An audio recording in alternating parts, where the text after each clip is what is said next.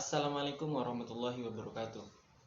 Perkenalkan, nama saya Wahyu Hidayah dengan NPM 21141511079 dari Proyek Kehutanan 2021. Di sini saya akan mempresentasi PPT saya untuk memenuhi tugas kuliah hidrologi dengan dosen pengampu Bapak Gunardi Dewinarmo. Di sini judul jurnal yang saya kutip yaitu Hubungan Kemiringan Lahan dengan Kadar Air Tanah dan Tampilan Tanaman Kelapa Sawit Menghasilkan, oleh Pandi Hermawan Mutiara Aisyah dan Tri Dharma Ewe Purba, Program Studi Ilmu Tanah Fakultas Pertanian Universitas Bengkulu dan Program Studi Ilmu Tanah Fakultas Pertanian Universitas Bengkulu, Program Studi Agroteknologi Fakultas Pertanian Universitas Bengkulu. Dosen pengampu mata kuliah hidrologi Dr. Insinyur Gunardi Dewinarmo MSI, mahasiswa jurusan Kehutanan Fakultas Pertanian Universitas Lampung, nama Wahyu Hidayah, NPM 21141511079, kelas Kehutanan B 2021.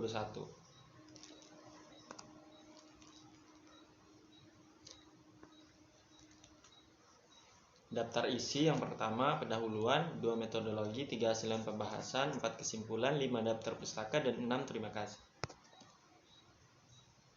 1. Pendahuluan. Kemampuan lahan dalam mendukung usaha budidaya pertanian tergantung pada karakteristik lahan tersebut. Sementara unit lahan dengan karakteristik yang sama memiliki kesesuaian yang bisa berbeda apabila diusahakan untuk jenis tanaman yang berbeda. Di antara faktor-faktor pembatas kemampuan dan kesesuaian lahan, kemiringan lahan merupakan faktor pembatas fisik pertumbuhan tanaman yang bersifat permanen sehingga sangat sulit untuk dimodifikasi melalui tindakan pengelolaan tanah. Untuk tanaman kelapa sawit, kemiringan lahan 30% merupakan batas kritis kesesuaian lahan karena memiliki intensitas faktor pembatas pertumbuhan yang berat. Salah satu sifat fisik yang secara langsung mempengaruhi pertumbuhan dan hasil tanaman kelapa sawit adalah kelembapan tanah. Beberapa penelitian terdahulu menemukan adanya hubungan yang erat antara kadar air tanah dengan kemiringan tanah.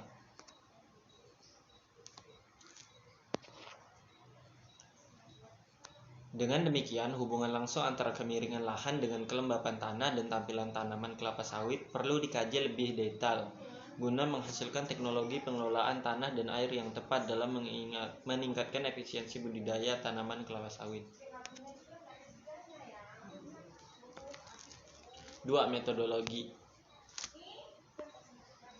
Lokasi penelitian terletak di Desa Talang Tengah 1, Kabupaten Bengkulu Tengah, sekitar 10 km sebelah utara Kota Bengkulu, berada pada ketinggian 100 meter dari permukaan laut.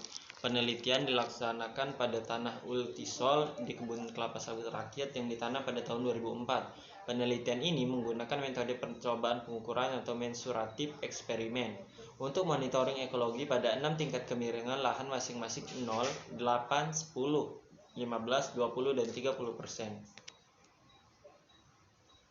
Hubungan kemiringan tetap bisa diuji secara statistik dengan melakukan pengulangan pada setiap kemiringan saja atau dikenal sebagai periodic relation menurut Davids and Gray 2015. Dalam penelitian ini, karakteristik dasar tanah di lokasi penelitian relatif seragam sebagaimana terlihat pada kondisi tekstur tanah. 8 tanaman kelapa sawit umur 14 tahun masing-masing dipilih secara purposif atau dipilih secara hanya tanaman yang berbuah dari lahan dengan kemiringan 0, 8, 10, 15, dan 20 serta 30% dan bertindak sebagai pseudoreplication.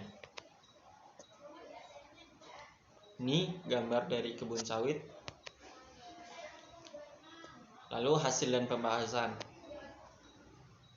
Kemiringan lahan versus kadar air tanah. Kemiringan lahan memiliki hubungan yang sangat erat, R2 kurang dari 0,90 dengan kadar air tanah gravimetrics pada lapisan perakaran yang berjarak 2-4 meter dari pokok tanaman. Berdasarkan persamaan yang diperoleh pada gambar 2, kadar air tanah lapangan pada saat pengukuran berkisar antara 0,45 sampai 0,53 gram per gram.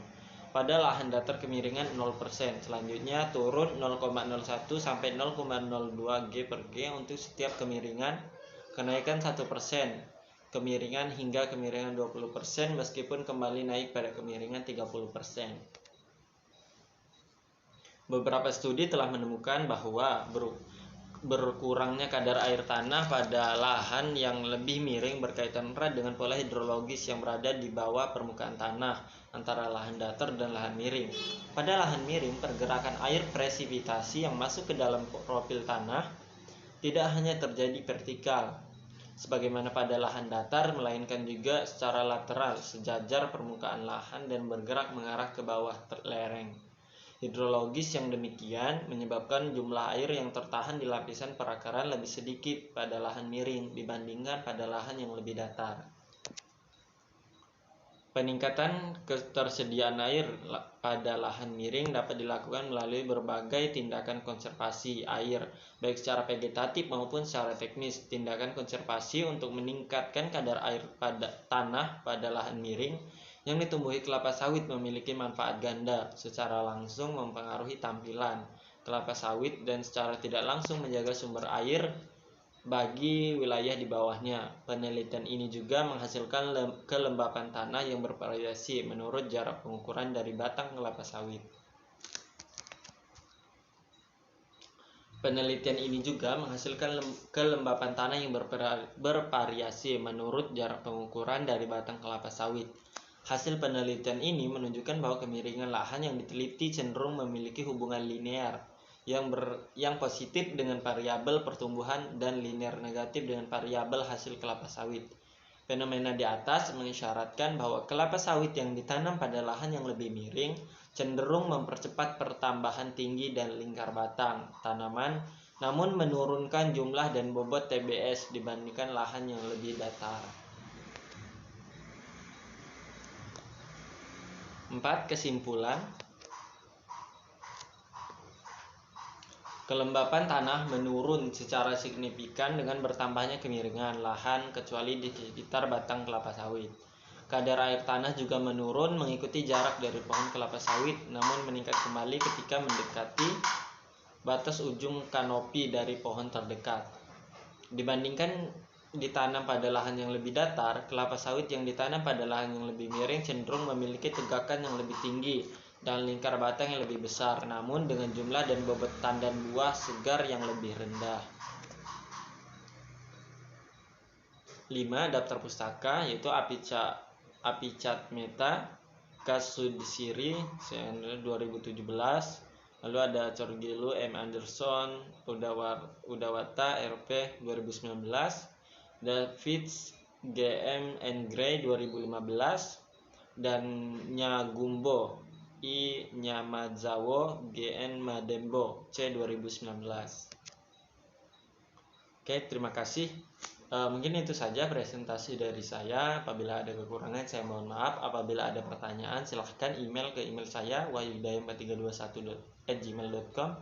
Saya akhiri, wabillahi taufiq wal hidayah. Wassalamualaikum warahmatullahi wabarakatuh.